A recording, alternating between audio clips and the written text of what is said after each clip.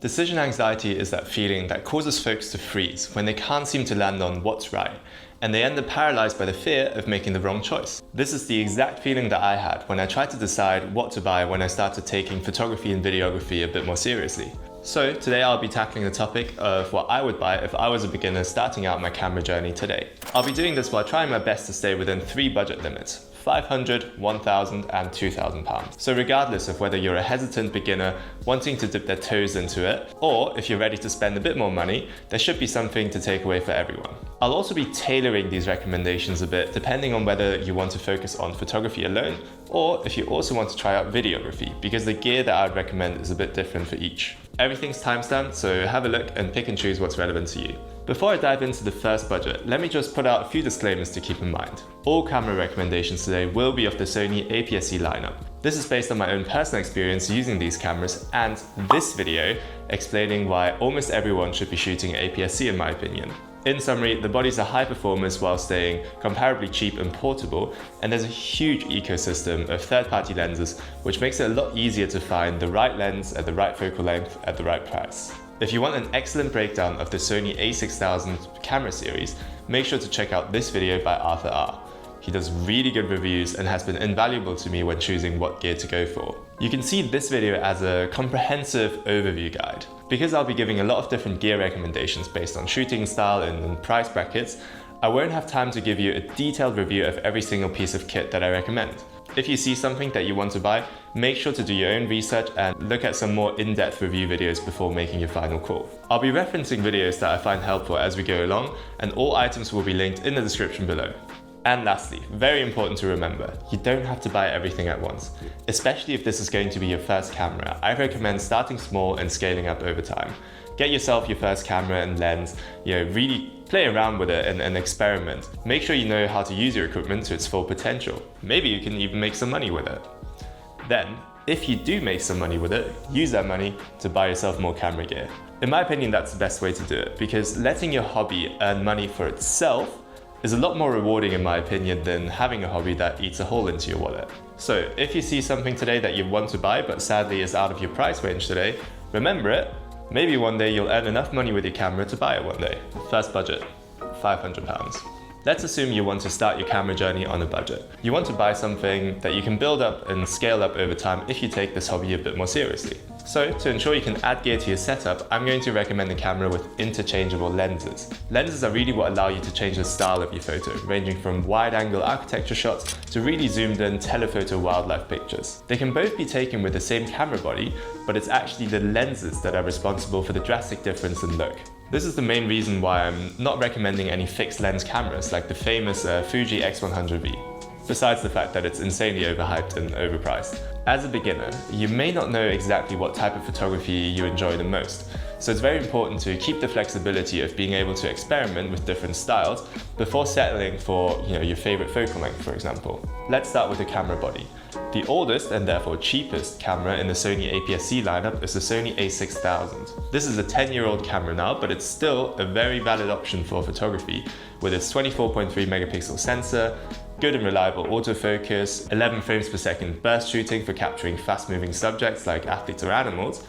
It also has a great form factor and, like any camera in the Sony APS-C lineup, it has a gigantic third-party lens selection that makes it a lot easier to find affordable lenses at the focal length that you want. With camera equipment, there's usually a huge drop in price when the equipment is used. So especially if you want to keep things budget-friendly, I really recommend you having a look on eBay for second-hand cameras.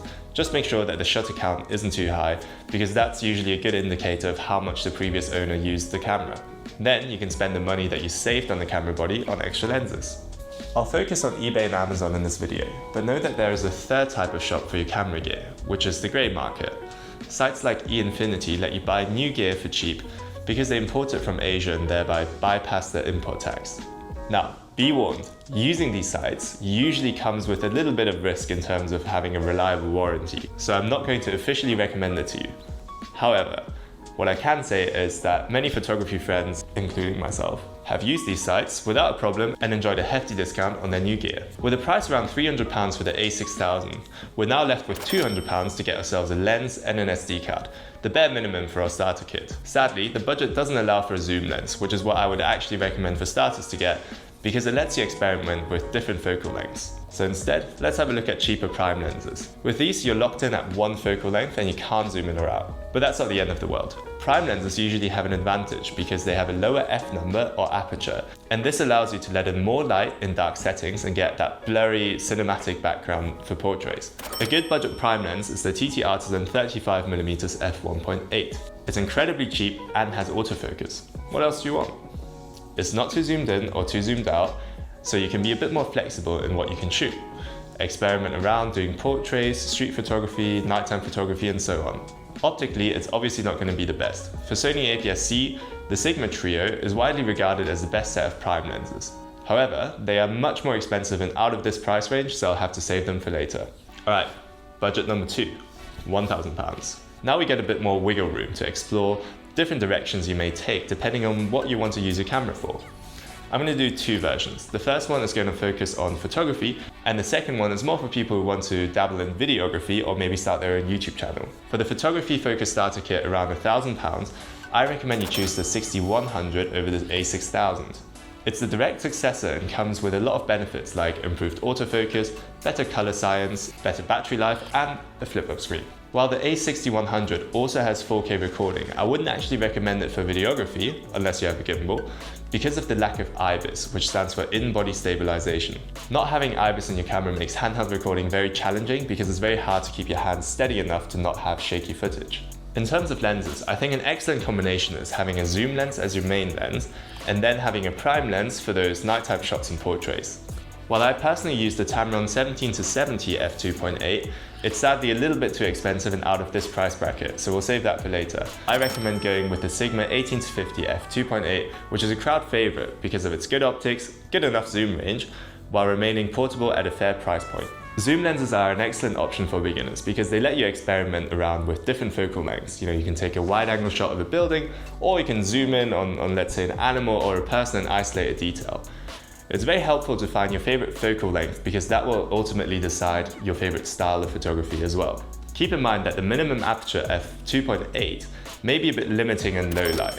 If the zoom lens ends up being too dark at night, switch over to the f1.8 prime lens from TT Artisan. Okay, video focused version. If you're more looking for a hybrid photo/video setup, for example if you want to start a YouTube channel, I'd make some changes to the recommended kit. For starters, instead of the 6100, I'd actually go for the 6500. This is the camera that I'm using right now. Main reason being, it has IBIS.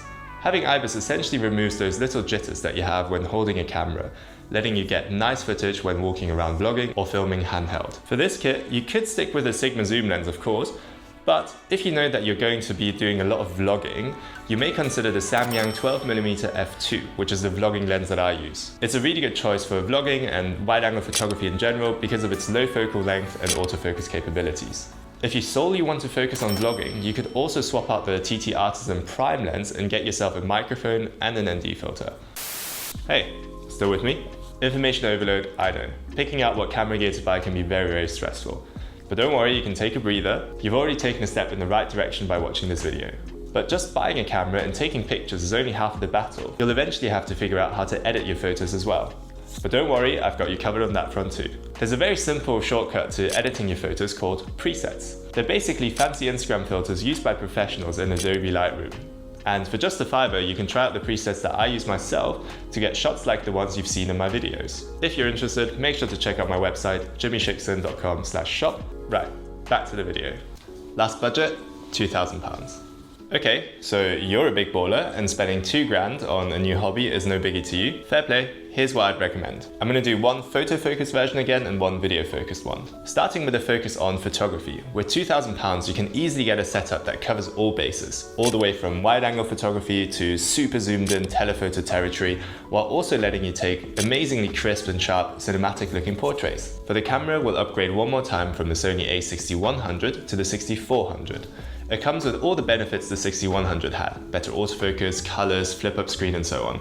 And it one-ups it by also having a better viewfinder, better build quality, weather sealing and picture profiles. With this camera, I'd recommend my all-time favorite lens, which you'll already know I love if you've watched my video on it. the Tamron 17-70 f2.8. This lens almost never leaves my camera, and I've taken many of my favorite shots with it. It has an excellent zoom range to allow you to take wide-angle shots and pretty zoomed-in ones too. If I could only have one lens for the rest of my life, it would be this one. Now, if 70mm isn't zoomed in enough for you and you want to zoom in even more, the Tamron 17-300 is an excellent second lens to add. This one will let you take super zoomed in shots, great for people into travel or nature photography. I bought my own Tamron 70-300 before my New York trip a couple of years ago because I knew I was going to be taking a helicopter ride and I really wanted to try out telephoto photography while sat in a helicopter. If zooming isn't quite your thing and you actually want to go wider for those sick lookup shots in the city, you can go for the Samyang 12mm f2, a great option if you want a wide-angle lens with autofocus. It's also really good for vlogging if you have stabilization. The lens itself isn't stabilized, so you need a camera with IBIS, otherwise your footage will be super shaky. Lastly, what would a photography focused setup be without a crispy, sharp and reliable prime lens to get those bokeh-licious portraits? The Sigma 56mm f1.4 is my favorite portrait lens for the Sony APS-C system. It remains one of the sharpest lenses available for these camera bodies, and they provide excellent subject separation and great low-light performance with its f1.4 minimum aperture. Now, shifting the focus to videography. Here you're going to have to consider whether or not you'll be filming handheld or with a gimbal. The reason this is important is, if you mostly do handheld filming, for example, vlogging, sort of pointing the camera at yourself, you absolutely need IBIS in your camera because not all lenses have inbuilt stabilization. Now, if you use a gimbal, of course, your footage will already be stabilized, so having IBIS in your camera won't really make a difference. Let's say you want a gimbal. A good budget one, and the one that I have as well, is the DJI RSC2, which only costs £259. If you're filming, you'll likely also need an ND filter and a microphone. And here's some recommendation for some budget options. This leaves us with enough money to get the all-round Tamron zoom lens, as well as a prime lens for those nighttime shots. Damn, it's nice having £2,000, isn't it? If you're more on the vlogging vibe, maybe you want to start a YouTube channel yourself, you definitely want a camera with IBIS. Now, I bought the A6500 on a tight budget back in the day over lockdown, but that camera is quite outdated now. If money isn't a problem, I would go for the Sony A6600, which costs around £900 used. Pair this with the Tamron and the wide-angle Samyang, and you have yourself a great YouTube media powerhouse. Optional extras. I'm going to speed run through these, but essentially these are items that aren't must-haves, but rather nice-to-haves for your camera journey to make your life a bit easier. Firstly, tripods. Tripods are great if you want to take long exposure photos or film yourself, like I am right now. There's also these neat little RGB light panels you can consider getting. Some of them are magnetic, so you can actually attach them to sort of walls and items to spice up your photo shoots. You can also use them for stylizing your video when filming products. Backup batteries are always a good option, especially if you plan to do paid gigs with your camera. Trust me, the last thing you want is having a client see you taking a 30-minute break because your battery ran out of charge and now you have to charge your camera. I recommend getting your backup batteries with one of these multi-chargers as well. It really saves a lot of time not having to charge every battery individually. And eventually, over time, you may want to get yourself a camera backpack to transport and carry all of your exciting new gear with you. I know that K&F Concept do a bunch of decent budget options. If you're looking for something a bit more premium, you can check out PGY Tech. Their One Mode 2 backpack is the one that I'm currently using at the moment, and I'm very happy with it. Right, that's it. I hope the video was helpful. If it was, please leave me a like. Thank you very much for watching, as always, and I'll see you next time.